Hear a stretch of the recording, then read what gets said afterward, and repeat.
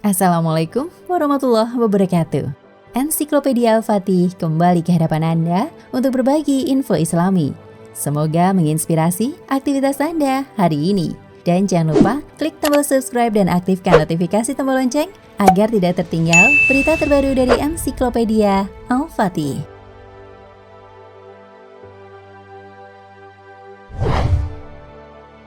Kematian merupakan misteri yang sukar diterima logika manusia. Masih banyak yang bertanya bagaimana rasanya mati. Setelah mati ataukah mati kemanakah ruh akan pergi? Apakah manusia sadar dirinya telah mati? Orang yang mati awalnya tidak menyadari bahwa dirinya mati. Dia merasa dirinya sedang bermimpi mati. Dia melihat dirinya ditangisi, dimandikan, dikafani, disolati, hingga diturunkan ke dalam kubur. Dia merasa dirinya sedang bermimpi saat dirinya ditimbun tanah. Dia pun berteriak-teriak tetapi tidak ada yang mendengar teriakannya.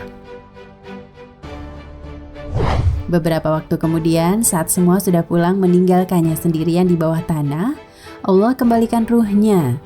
Dia membuka mata dan terbangun dari mimpi buruknya. Dia pun senang dan bersyukur bahwa ternyata apa yang dia alami hanyalah sebuah mimpi buruk dan kini dia sudah bangun dari tidurnya.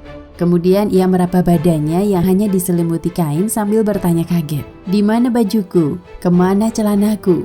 Lalu dia meraba di sekelilingnya yang berupa tanah. Di manakah aku? Tempat apakah ini? Kenapa bau tanah dan lumpur? Kemudian dia mulai menyadari bahwa dia ada di bawah tanah dan apa yang dialaminya bukanlah mimpi. Iya, dia sadar bahwa dirinya benar-benar telah mati. Kemudian dia berteriak sekeras-kerasnya dan memanggil-manggil orang-orang terdekatnya yang bisa dianggap bisa menyelamatkannya. Ibu, ayah, kakek, nenek, kakak, sahabat. Tapi tidak ada seorang pun yang menjawab. Dia yang selama ini lupa pada Allah pun ingat bahwa Allah adalah satu-satunya harapan. Kemudian menangislah dia sambil meminta ampun. Ya Allah, ampuni aku ya Allah. Dia pun kembali berteriak dalam ketakutan yang luar biasa yang belum pernah dirasakan sebelumnya, sepanjang hidupnya. Jika dia orang baik, maka muncullah dua malaikat dengan wajah tersenyum dan mendudukkannya serta menenangkannya, menghiburnya dan melayaninya dengan pelayanan yang terbaik.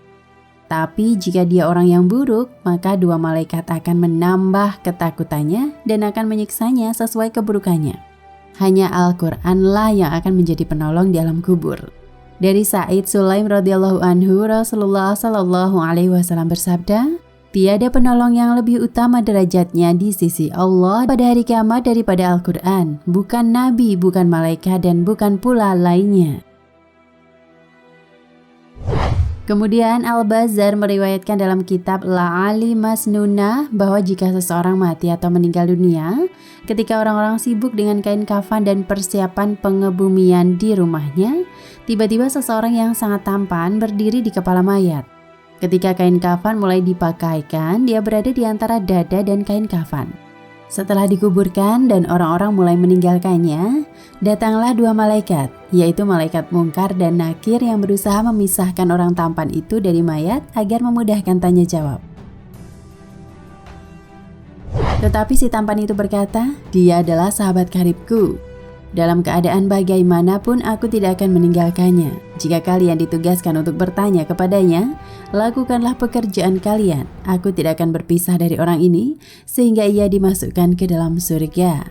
Lalu ia berpaling kepada sahabatnya dan berkata, aku adalah Al-Quran yang terkadang kamu baca dengan suara keras dan terkadang dengan suara perlahan.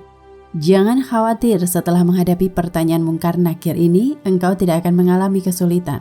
Setelah para malaikat itu selesai memberi pertanyaannya, ia menghamparkan tempat tidur dan permadani sutra yang penuh dengan kasturi. Dari Mala'il A'la. Sumber Himpunan Fadilah Amal 609.